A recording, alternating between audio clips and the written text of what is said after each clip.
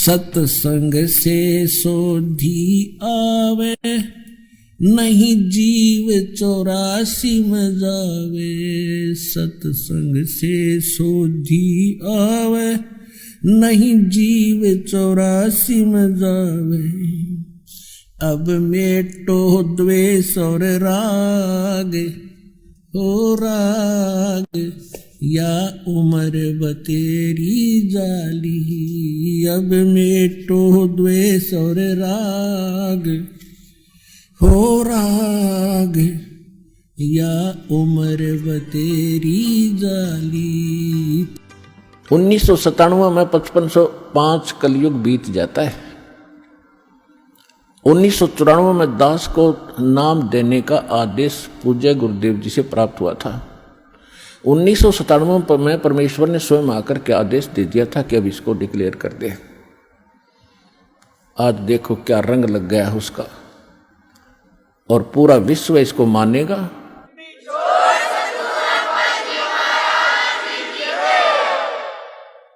परमात्मा ने कहा था कि सोहम शब्द हम जग में लाए।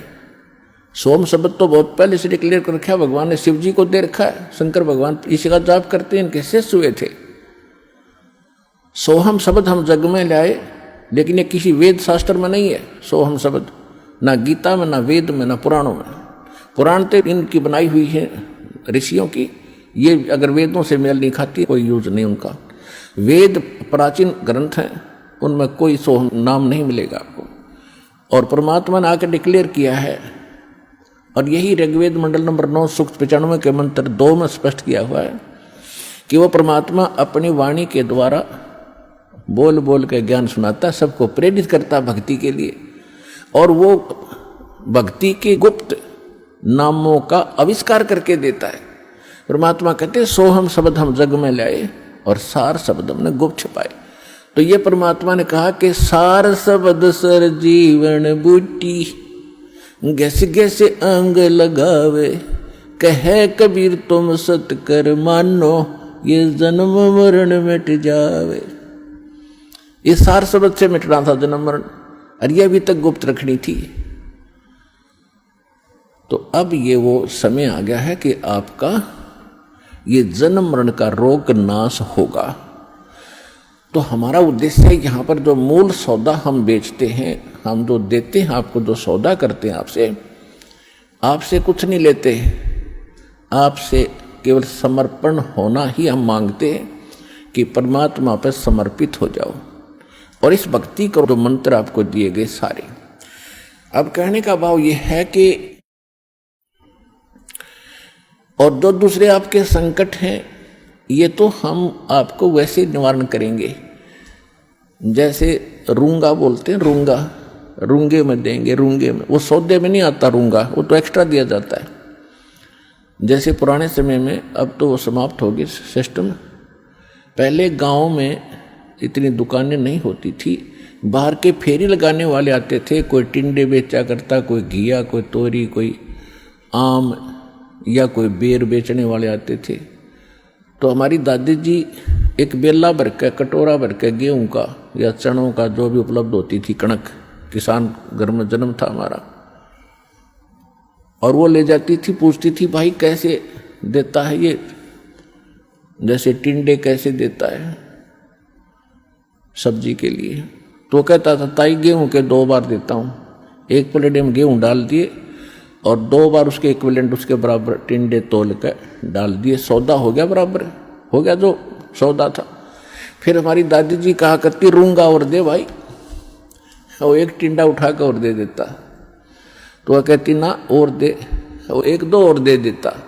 यानी वो था रूंगा, वो सौदे में नहीं था, एक्स्ट्रा लाभ लिया वो तो यहाँ जो आपके संकट, दुख, रोग किसी भी प्रकार के हैं, तो ये सौदे में नहीं हमारे में, ये तो रूंगे में देंगे आपको। ले, ये भी ले ले, ये भी ले।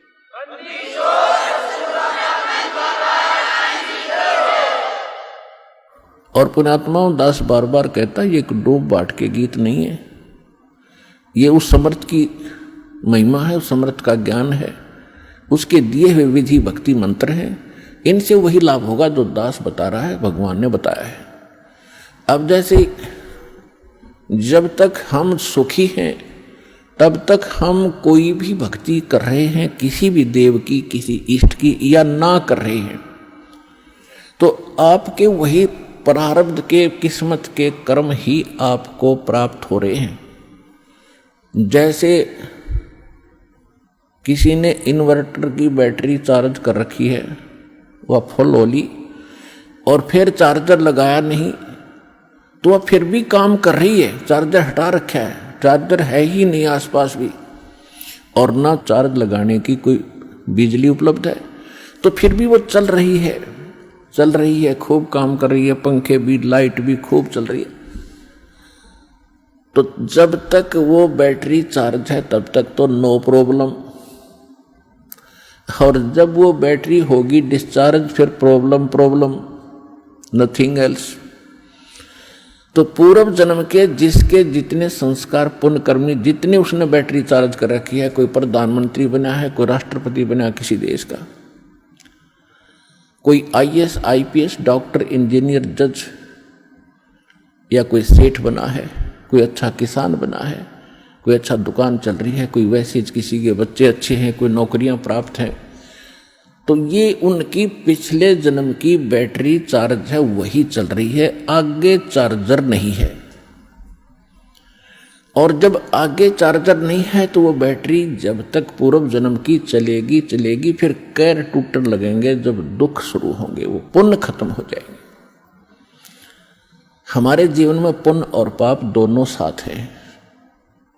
जब तक पुण्यों का दौर चलता है तो हम सोचते हैं हम बिल्कुल सुखी हैं, और ये भी सोचते हैं हम ऐसे ही निभाएगी, ऐसे ही चलेगी। और जब वो पुण्य समाप्त हो जाते हैं, वो बैटरी डिस्चार्ज हो जाती है, और फिर पाप का दौर शुरू होता है। फिर हम भटकने लगते हैं, क्योंकि जो पूजाएं आप कर रहे थे उनसे तो राहत मिली ही नहीं, उनके करते करते ये दुख और संकट आ गए आप पर।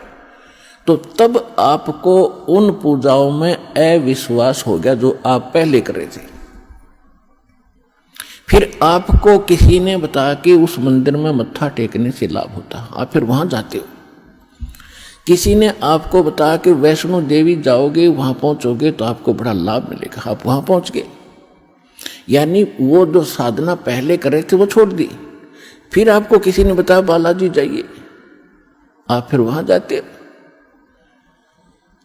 तो कहने का भाव ये है कि जब आपके पाप कर्म का दौर शुरू हुआ और जिन साधनाओं को करके आप निश्चिंत बैठे थे, हम बिल्कुल सुखी हैं, तो उन्होंने आपका साथ नहीं दिया, क्योंकि वो साथ पहले भी नहीं देने वाली थी। उस समय आपको कोई कहता कि साधना कर रहे हो ये ठीक नहीं है, आपको लाभ नहीं मिलेगा, तो आपको कभी विश्वास नहीं होता, न आप मानते हो। और फिर जब संकट आते हैं फिर आप सभी मान जाते हो। तो कहने का भाव ये है दास का कि आज आप यहां जो आए हैं, आपके पूर्व जन्म के संस्कार व बैटरी कति खत्म हो ली। अब हम देंगे चार्जर उस परम पिता की पावर के लगाने का, ये भक्ति विधि। और फिर आप उस चार्जर को लगाए रखना आखिरी सांस तक, कनेक्शन ना कटने देना, तो आप इस जीवन में सुखी रहोगे और सतलोक चले जाओगे। आपकी भक्ति बहुत बढ़ जाएगी, आपके संकट भी नाश होंगे।